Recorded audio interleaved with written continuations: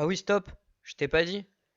Mais j'ai fait un projet Dirt et il y a toutes les réparations en vidéo parce que j'ai tout filmé, mais j'avais pas envie de faire les voies normales. Du coup, tout est en voix off. Du coup, ben là, on va passer au câble d'accélérateur et au frein avant et après, vous verrez par la suite. Allez, je te laisse avec la suite de la vidéo. Le câble d'accélérateur est là, le, le levier de frein aussi. Ça, j'ai acheté tout ça sur Mini MX, c'est pas un placement de produit. Du coup, là, on a un petit cylindre, ouais, je sais pas comment on peut appeler ça, avec du coup un genre de cylindre, un ressort, le fil du câble d'accélérateur. Alors là, en fait, en fait, là, c'est de relever comment ça s'appelle? Le ressort. À l'intérieur, il y a l'ancien câble qu'on va venir sortir du boîtier, qu'on va faire ressortir par le trou. Hop. Et puis là, ça sort. L'aiguille, il faut faire gaffe de ne pas perdre l'aiguille parce qu'il y a une aiguille à l'intérieur et elle est très fragile cette aiguille.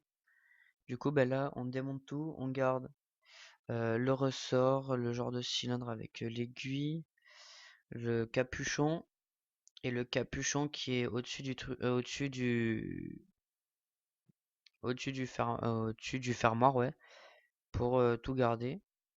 Du coup, ben là, on refait la même étape à l'envers avec le nouveau câble d'accélérateur. On met tout à l'envers, on remonte.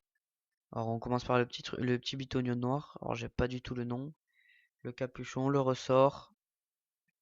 Faut n'oublie pas, faut qu'il y ait du mou tant qu'on peut. On sort le câble d'accélérateur au maximum qu'on peut.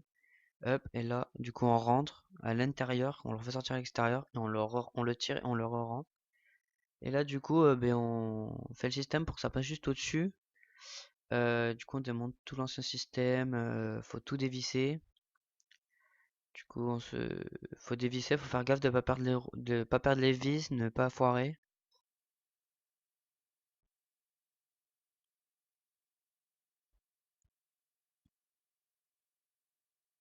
Alors, si vous pouvez vous faire aider à tenir, à dévisser et tout, faites-vous aider, c'est toujours mieux. Du coup, à l'intérieur, on retrouve des caches, enfin à l'intérieur des caches, on retrouve des trucs blancs, des cales blanches, que quand on va passer, on va tout visser et tout. Alors l'idéal, c'est ouais, voilà, de faire comme je fais, de visser la cale, enfin le socle, et après remettre la cale. Et là, on met alors c'est un peu flou, genre en gros dans la cale qui est à côté de l'accélérateur, dans le truc blanc, il y a un trou. Et là, faut passer la bonbonne du fil d'accélérateur là-dedans. Du coup, là, ce que je fais, c'est que j'avais pas la vis adaptée du levier de frein. Technique de gitan, vous allez me dire. Du coup, ben là, je passe à la vidange. Je défais la vis de vidange. Alors, j'ai fait un bac auparavant. Du coup, je fais tout couler. Alors, je fais bouger la moto pour que tout coule, les recoins et tout. Alors, c'est un ancien bac d'huile que j'ai trouvé pour faire le bac d'huile, quoi, le bac à vidange. Alors, l'idéal, ça aurait été de tomber le sabot moteur, mais bon, j'avais un peu la flemme pour éviter d'en mettre partout, mais bon, ça en met pas partout. Du coup, là, on revisse. Alors, faut revisser normalement avec une clé dynamométrique, mais comme j'en ai pas, je visse, euh, je visse avec une clé à pipe. À 12 dents, c'est pas très bien, mais bon, enfin, je serre et tout, c'est pas très bien, mais bon. C'est ce qui est bien déjà parce que tout le monde le fait et voilà. Du coup, faut serrer quand même assez bien pour éviter que ça recoule après. Là, du coup, ben, je vais mettre tout ce qui est du coup l'huile. Alors c'est du l'huile moteur 4 tentes 10W40, je crois. Ouais, c'est ça. Ouais, voilà, 10W40. J'ai mis l'huile. Alors il n'y a pas de graissage. Enfin, tout est séparé quoi. En gros, c'est vachement mieux. Du coup, on y met l'huile. Voilà. Là, du coup, on démonte la pipe pour démonter le carbu au final. Du coup, ben là, ce qu'on fait, c'est qu'on redémonte du coup l'aiguille d'accélérateur et tout. Alors ouais, c'est pas pratique, j'aurais dû le faire avant, mais bon, c'est pas grave. Du coup, je démonte la pipe de l'aiguille, la pipe, tout ça pour faire tomber le carbu en gros. Alors c'est un peu galère un peu parce que j'ai pas voulu faire tomber les carénages, mais bon, si vous voulez, vous pouvez faire tomber les carénages, c'est plus simple. Du coup là, je vous conseille de faire tout ça sur un chiffon ou sur des serviettes comme là parce que il y a encore de l'essence dans le carbu parce que j'ai pas fait tomber toute l'essence et du coup ben ça coule, ça coule, ça coule. Et je tiens à vous dire juste avant, faut faire la vidange d'essence, ça sera mieux, ou fermer l'essence, ou tout ça, ce sera quand même mieux. Du coup, on démonte les vis. Alors, repérez bien les vis, parce que les vis, c'est pas... Enfin, c'est le même diamètre, certes, mais c'est pas la même longueur. Après, il y a le joint qu'il faut garder aussi. Voilà. Faut repérer le sens du joint, parce que sinon, ben, on n'est pas dans la merde. Alors, la pipe est démontée. Le joint. Là, le joint, on regarde s'il est en bon état. S'il est en bon état, on peut le laisser. Là, on y démonte, on va y démonter le filtre à air. Du coup, bah là, c'est un coup de tournevis pour démonter le filtre à air, c'est assez bien. Assez simple aussi. Du coup, le cornet, ben, on l'enlève et on va le remplacer au fur et à mesure.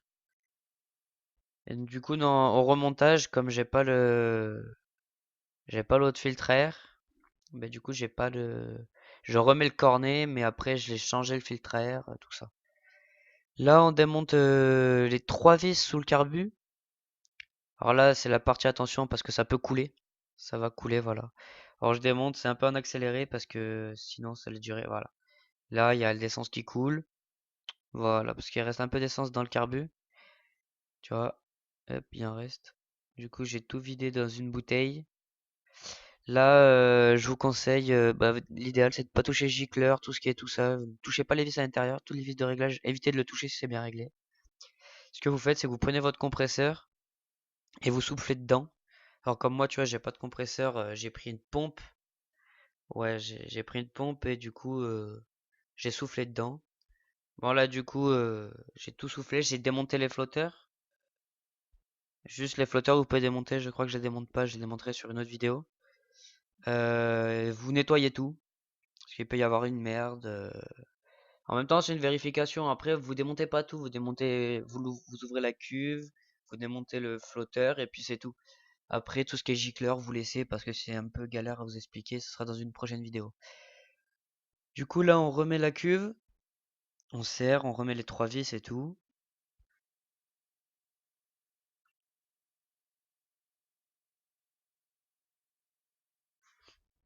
Alors, les trois vis sont serrées, sont fragiles aussi. Faites comme il faut. En carburant, soit c'est un peu petit, mais bon, ça va qu'il y en a qu'un parce qu'on va passer si on passe sur du bicylindre ou du tout ça, il y a plus, bah, du coup, il y a deux fois la même étape, tout ça. Du coup, après, toutes les histoires de carbu, c'est les mêmes. Ça, il y a pas de souci. Alors, du coup, voilà pourquoi fallait bien se repérer du sens des vis, du sens des joints. Ben là, en fait, quand on remet la pipe et le joint, il y a un problème parce qu'il faut savoir quelle longueur va avec quelle longueur. Bon, du coup, je viens de me rendre compte que j'ai pas la suite parce que j'ai perdu les autres vidéos. Alors, pour le remontage du carbu, alors c'est simple. Vous avez votre carbu, vous remettez votre filtre à air, vous remettez la pipe, vous resserrez tout, vous remontez la pipe sur sur le sur le moteur en gros parce que j'ai plus le nom exact, je sais plus, je me rappelle plus. Et du coup, vous resserrez bien tout ça, tout ça. Le filtre à air est bien serré. Après, c'est bon pour le moment. Après, ce que vous faites, c'est que vous avez le robinet d'essence. Il y a une durite qui va jusqu'au. Il y a une durite qui va jusqu'au carbu. Vous démontez cette durite Et donc, une fois que vous avez démonté cette durite, vous la retirez. Et là, vous mettez une bouteille ou un truc comme ça qui peut récupérer l'ancienne essence et vous videz le réservoir. Parce que ça peut être de l'essence qui a été durée depuis longtemps ou pas longtemps, du coup, c'est à votre choix. Et soit vous gardez l'ancienne essence ou tout ça, vous faites ce que vous voulez. Je vous conseille quand même de faire la vidange, même enfin la vidange d'huile certes, mais la vidange d'essence aussi sera nickel après pour rouler, tout ça. Du coup, quand vous resserrez bien les vis, quand vous serrez bien les vis, parce qu'il peut y avoir des prises d'air si vous le serrez mal, si vous mettez un joint mal. Du coup, après tout peut bien se passer, comme tout peut mal se passer, parce qu'il peut y avoir des problèmes au niveau du joint. Si le joint il est mort, arraché, tout ça, faut en racheter un. Après, ça coûte pas bien cher, surtout chez les dirt. Après, quand tu pars sur du 4,5, tout ça, là, tu remontes à cher.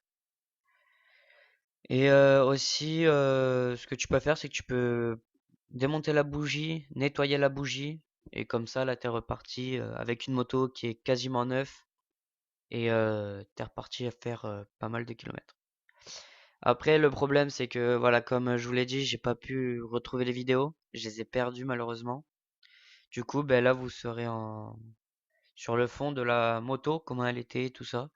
Du coup, je m'excuse, franchement.